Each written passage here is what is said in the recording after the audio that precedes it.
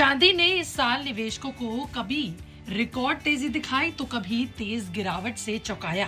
अब एक बार फिर चांदी की कीमतों को लेकर बड़ा सवाल खड़ा हो गया है कि आने वाले महीनों में चांदी फिर से तेज रफ्तार पकड़ेगी या इसकी चमक कुछ और फीकी पड़ जाएगी। जेपी मॉर्गन ने चांदी के अपने पुराने अनुमान को घटा दिया है और इसके पीछे कई बड़े वजह बताई हैं। देखिए, इस खबर को लिखे जाने तक 4 सितंबर साल 2026 की एक्सपायरी वाली 1 किलो चांदी करीबन 2.36 लाख रुपए के आसपास ट्रेड करती दिखी। पिछले एक हफ्ते में इसमें 1.66% की तेजी आई है, जबकि एक महीने में चांदी करीबन 9.71% चढ़ चुकी है। हालांकि 3 महीने के हिसाब से देखें तो तस्वीर अलग है और इस दौरान चांदी में करीबन 14.26% की गिरावट दर्ज की गई।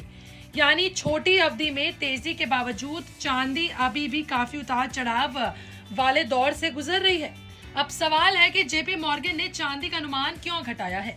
दरअसल साल 2025 और 26 की शुरुआत में चांदी की तेजी के पीछे कई वजहें थी।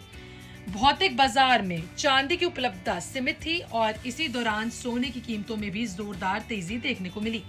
चूंकि चांदी की कीमतों का सोने के साथ मजबूत संबंध रहता है, इसलिए सोने की तेजी का फायदा चांदी को भी मिला। साल 2026 में चांदी की कीमत 130% से ज्यादा बढ़ गई थी, लेकिन अब तस्वीर बदलती नजर आ रही है। जेपी मॉर्गन के मुताबिक भौतिक बाजार में चांदी की तंगी कम हो रही है। ऐसे में अगर सोने की कीमतों में गिरावट आती है तो चांदी में उससे भी ज्यादा तेज गिरावट देखने को मिल सकती है। चांदी की मांग को लेकर भी कुछ चिंताएं हैं, खासतौर पर सौर पैनल उद्योग में चांदी की मांग जरूरी है। चीन में मार्च के दौरान चांदी का आयात काफी मजबूत रहा, लेकिन इसके बाद मांग में नरमी और भंडार कम करने का दौर देखने को मिला। भारत में चांदी की मांग पर असर पड़ा है। बढ़ी हुई आयात शुल्क और चांदी के आयात से जुड़े कई नियमों के कारण आयातक मांग कमजोर हुई है। इसके अलावा सौर पैनल बनाने वाली कंपनियां ऐसी तकनीकों को अपना रही है जिसमें पहले की तुलना में कम चांदी की जरूरत पड़ती है। जेपी मॉर्गन का अनुमान है कि इस साल सौर क्षेत्र में चांदी की मांग करीबन 30% तक घट सकती है। इसका मतलब लगभग 6 करोड़ औंस की सालाना मांग में कमी हो सकती है। इसके अलावा ब्याज दरों की दिशा भी चांदी के लिए बेहद जरूरी रहने वाली है।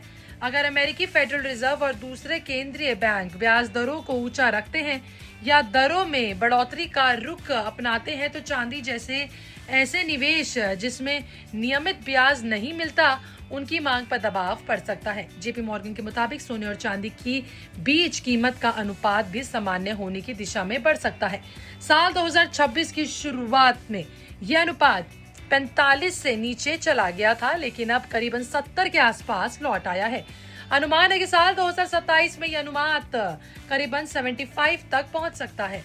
तो आगे चांदी के लिए किन चीजों पर नजर रखनी होगी? सबसे पहले भौतिक बाजार में चांदी की उपलब्धता और मांग, इसके बाद सोने की कीमत की दिशा, चीन और भारत जैसे बड़े आयातक देशों की मांग, सौर पैनल उद्योग में चांदी की खपत और सबसे अहम वैश्विक बाजार दरों का रुख। कुल मिलाकर चांदी में फिलहाल तेजी है और गिरावट दोनों की गुंजाइश बनी हुई है। एक हफ्ते और एक महीने में तेजी के बावजूद 3 महीने का प्रदर्शन फिलहाल जो है कमजोर दिख रहा है। ऐसे में आने वाले समय में चांदी की चाल सिर्फ मांग और आपूर्ति से नहीं, बल्कि सोने, ब्याज दरों और ग्लोबल आर्थिक परिस्थितियों से भी तय होगी। बहरहाल आपका इस पर क्या कहना है? कमेंट सेक्शन में जरूर बताएगा। मिलते अगली वीडियो में, बने रहे पिस्ता के साथ।